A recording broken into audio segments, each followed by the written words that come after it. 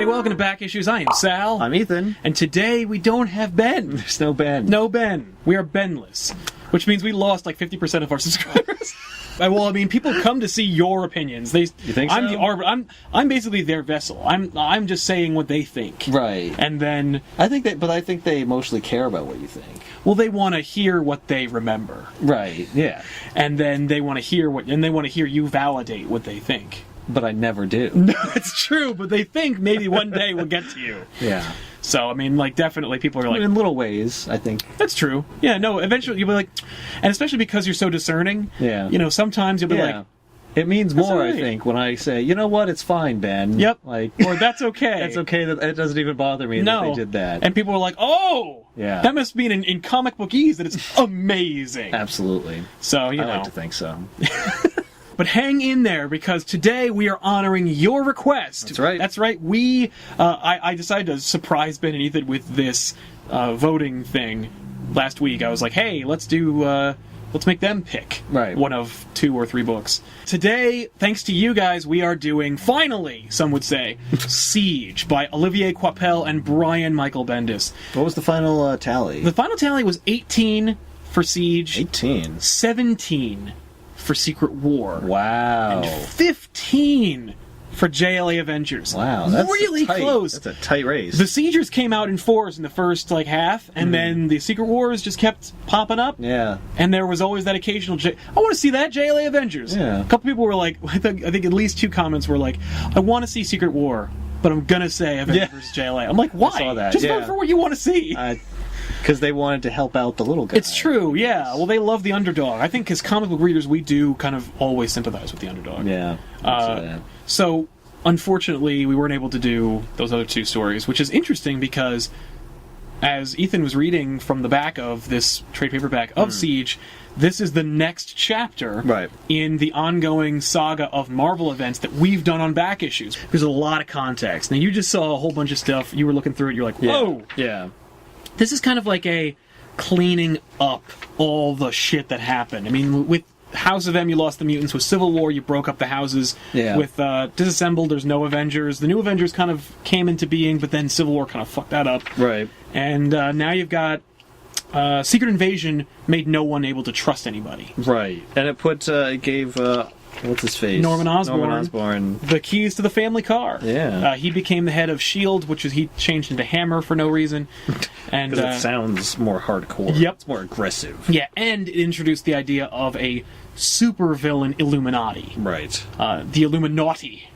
What they call. Swear to God, that wasn't me. No. They didn't call it that in the books, but the writers were like, oh, it's the Illuminati. And I'm like... what did they call themselves in the book? Nothing. Oh. Because, I mean, they're just a bunch of egos. They're just like, they're not going to name them anything. No, right. And Norman Osborn's like, look, I'm the face of this organization. Right. And I'm also the Green fucking Goblin and a crazy asshole. Oh my God. And there's so many great moments where, like, because it's Doctor Doom, it's Loki, it's Emma Frost from the X-Men. Like, how is Norman Osborn, like, on top of Doctor Doom? Well, he's not. Oh, okay. But he thinks he is because he got to be put in charge of S.H.I.E.L.D. and because he's an egomaniac. Okay. Dr. Doom is just like, I'll work with you because you have a position of authority that will help me get what I want. But I'm not your partner. I'm not subservient to you. And in fact, it's because of Siege that they split up.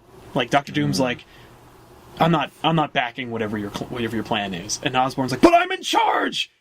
And Doom's like, in charge of what? I'm actually a monarch. You're in charge of Dick. Osborn has his own... remember the Thunderbolts? The idea of, like... Yeah, a bunch of supervillains that were doing good because they were forced to because of mind control. Yeah, thanks to Civil War. Right. Before that, there was a Thunderbolts team of supervillains that had, like, pretended to be superheroes when the Avengers and a bunch of other characters had died. Oh. When Osborn takes over Hammer, he... we'll just say S.H.I.E.L.D. from now on. When Osborn takes over S.H.I.E.L.D., he promotes the Thunderbolts to the Dark Avengers. the Dark of it. He calls them the Dark Avengers. The book calls it the Dark Avengers. Like the bad Avengers? Well, like the Avengers that are willing to do dark things. I see. They're also all bad guys, but they're Right. they're masquerading as the Avengers. The only difference is they're not really masquerading. Some of them aren't. There's a woman named Moonstone. She's like a bad guy. She's like a hard ass, and she becomes the new Ms. Marvel. Venom takes some kind of magic pill that makes him not big and scary, so he looks like Does Spider-Man. he still have the teeth? No, the teeth recede into his mask Why is there a pill that makes Venom look like Spider-Man? because they want him to look like Spider-Man as part of the Okay. Dark Avengers. I see. So he takes that pill because otherwise they'd be Is he like, less powerful? no. And when he loses control, he gets big. Oh. He turns, he Hulks reverts. out. Yeah, he venoms. He out. Venoms out. Yeah, it's pretty dumb. So the Weird. Dark Avengers are kind of like center stage in this event. Okay. To set this up, Siege is all about the fact that Asgard gets booted out of the plane of existence that it was in. Oh. Asgard is this physical plane of existence that floats atop Broxton, Oklahoma. I've heard of that. I remember you mentioning that Yeah. many years ago. Many years ago, Yeah. yes, they did that. Well, what happens to the people who live under it? They just live there. In the shadow? Yeah, they're of- like, Thankfully, it's Oklahoma, so there's not much there. Right, it's not a huge And they kind of work it in. You know, they make it into a tourist attraction. They kind of make merchandise out of the deal. All right, that's not bad. They make lemonade. Right. Loki is a part of the Illuminati. Okay. And at the beginning of Siege, he's Makes like, sense, okay, Osborn, so now that you're in charge and I helped you achieve a few things, I want you to get rid of Asgard. Oh. Asgard shouldn't be here. It's unnatural. It's not supposed to be here. I want you to use your connections and your Dark Avengers to lay siege to Asgard. So Osborn's like, all right. So he goes ahead and he rallies the troops. Now on the Dark Avengers, you've got Spider-Man, you've got Wolverine. Wait, who's Wolverine? That's Daken, Wolverine's bisexual son. Wolverine has a son? Yeah, Oh. And he's a bad guy. kinda. Sometimes He's a dark dark character. Wolverine. Yeah. So Osborn gets his Dark Avengers together. Okay. Which also includes the Sentry. Now, the Sentry is an integral part of this whole story. What's a sentry? The Sentry is the Superman-looking character right there. His name is Robert Reynolds. He Where was does the he come idea. He was a concept by Paul Jenkins, an author for Marvel and other various stories. And the idea was that he's like Superman if Superman had agoraphobia and multiple personality disorder. He has multiple personalities? Yeah, kind of. He has 2. The Sentry has such power. He has the power of 1,000,000 exploding suns or some such nonsense. And What does that mean? It means imagine the energy output of 1,000,000 exploding suns, and that's Well, the that would amount of power. obliterate the Earth if you Right. even unleashed a fraction of a percent of it. Well, certainly, but he can harness it and channel into punching a guy or flying.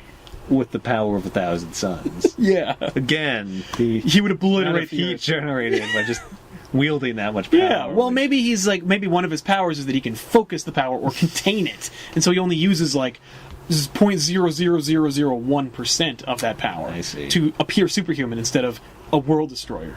He would only need the power of one sun. Oh to yeah, be to be really powerful. Yeah, but he's got 1,000. But he's got 1,000. So. It's freaking awesome.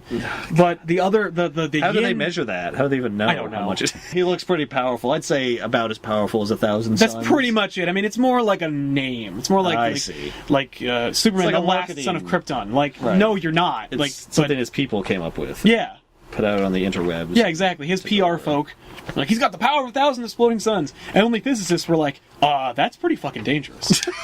As opposed to the average layman who's like, cool! Yeah. The yin to Sentry's yang is, for every great deed that he performs, there is an opposing force within him called the Void. It's his greatest nemesis that does great evil.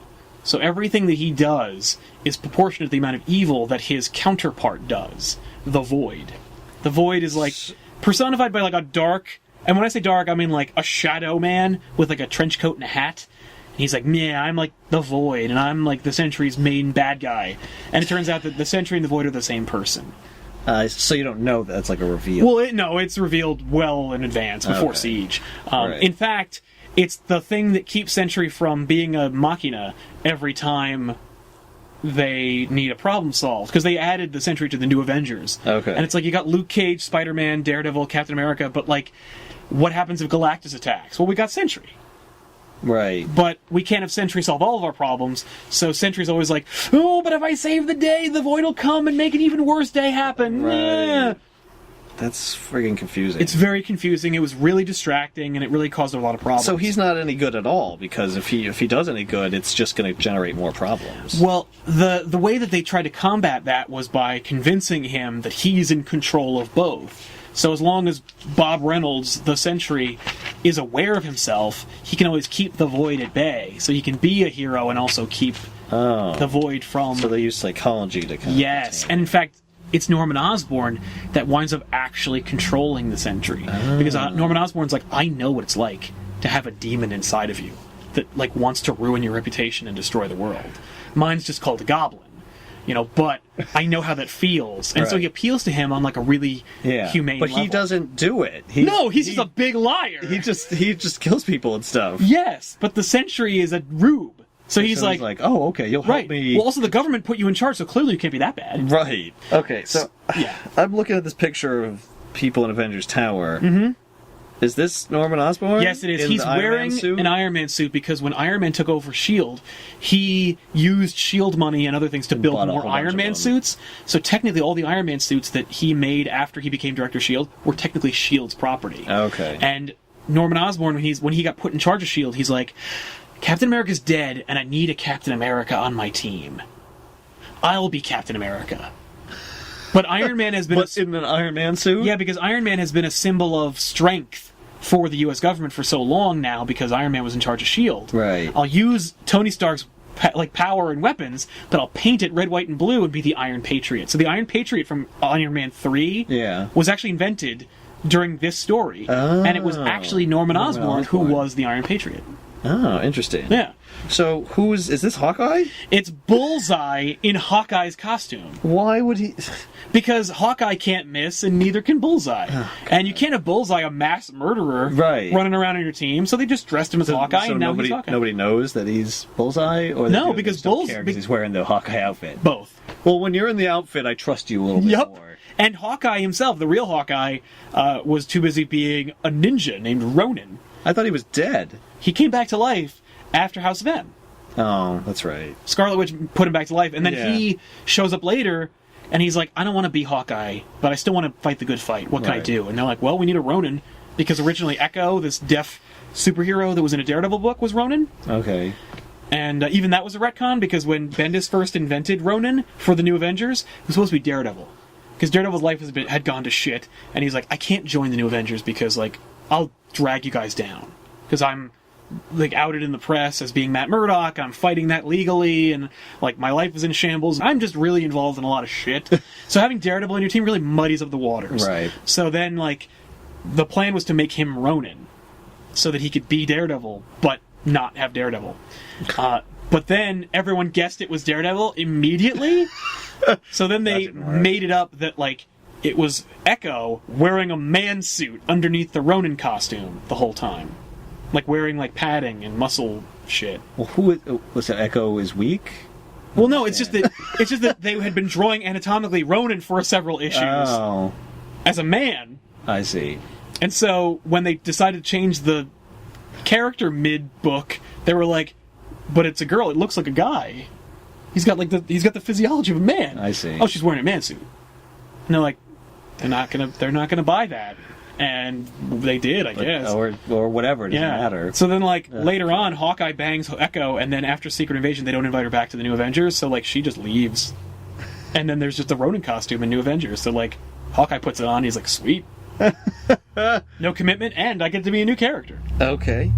Then Ares is like, look, as long as there's a fight to be had, I will join whatever team will have me. Right, okay. But he also kind of, like, is being duped. The problem with Siege for me is the whole catalyst for Siege. Mm-hmm. Stop me if you've heard the story before.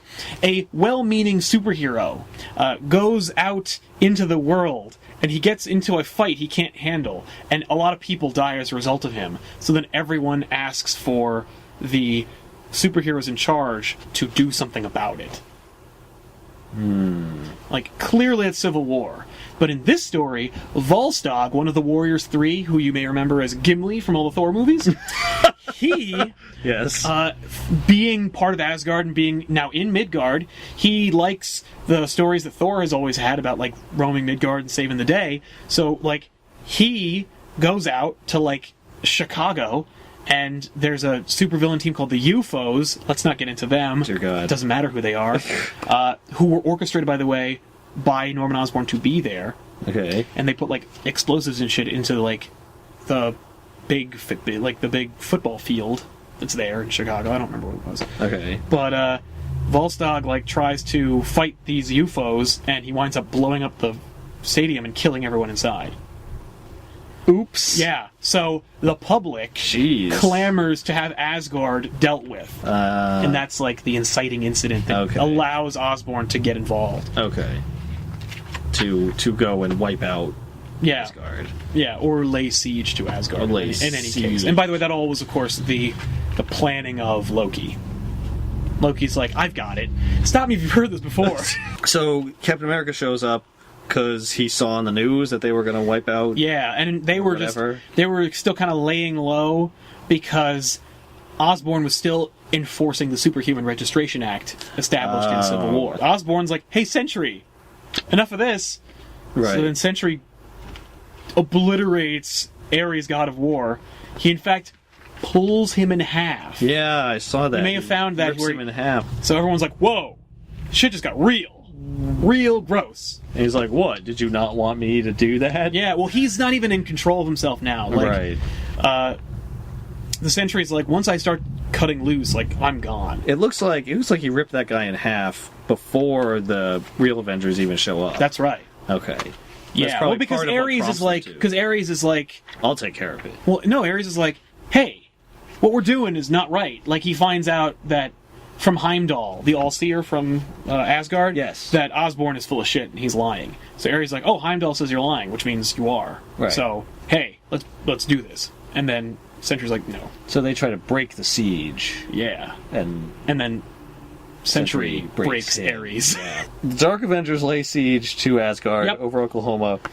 Sentry rips Ares in half. And then the new Avengers show. And the so Avengers the siege is working. Yeah, oh yeah. Oh, Reynolds is like blasting through Asgard and shit. Oh. Eventually, the heroes start to lose, and Loki is like, I've made a terrible mistake. Oh, because Asgard's getting destroyed? Well, because the Sentry will destroy everything. I didn't count on the Sentry being involved. Oh, I see. So he begs Odin to release the Norn Stones, which are these, like, gems of power that are not Infinity Gems. Okay.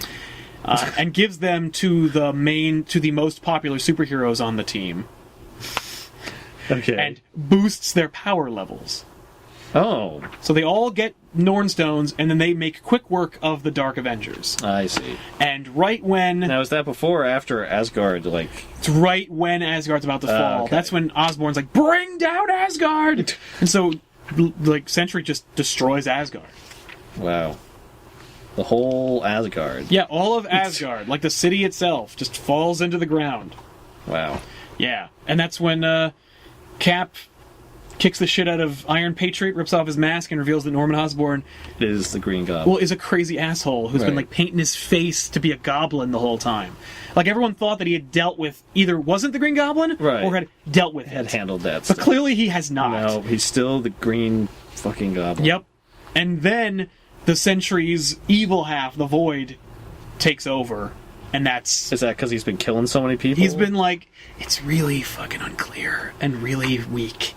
Because I would think the he would come out if the Sentry was doing good stuff. Yeah. But destroying Asgard isn't really good. No, it's not. It's actually just a display of his power. Yeah. But he also was kind of like looking to Osborn for, like, grounding and advice. So now that Osborn has been revealed to be a lunatic, Sentry kind of just loses himself. And Osborn himself has been portrayed more as, like, a fanatic in these books than ever before. Okay. And, like, he did some research, or he imagined that the Sentry has always existed, that, like, the Void was actually, like, the angel of death from, like, biblical times.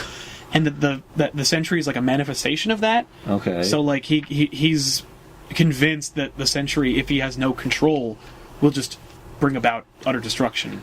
And he kind of almost does. So Norman Osborn is arguing basically that, like, without me, look, by me using him to destroy Asgard, I was keeping him under control somehow. Yeah. It's really flimsy. Like, why didn't he just not have him destroy stuff? That probably because then he wouldn't be able to destroy stuff, and he was starting to lose. Right. And Osborn's an egomaniac, so he's like, I can't lose. Right. So I'll use my ace in the hole. Right. Even if it unleashes the Void. Yeah. Void finds out Loki manipulated everything, and then kills Loki. Oh, shit! Yeah. Shit. Well, if Loki can get blown up, then, like, any of these Avengers can get killed by this Void. But then Thor just kills the Sentry. The end. What? That's really it. What is that? Well, I see earlier on he throws a hammer through. He throws Mjolnir through him, and it doesn't work. No. So, but then he does. But then he calls down the thunder. Oh. And the lightning. And in fact, as the Void is starting to wreak more havoc, Reynolds' personality is starting to eke through, and he's like, you have to kill me. Like, I have to so he's like kind of like trying to give him, like, I'm sure if you justified it in some way, he's like creating weak spots or like powering himself down a little bit. I see. Yeah, it looks like at one point he sets off like a nuclear explosion type. Yeah, it's just him blowing shit up. And then he says, kill me, as he morphs back into the spider creature. Yeah.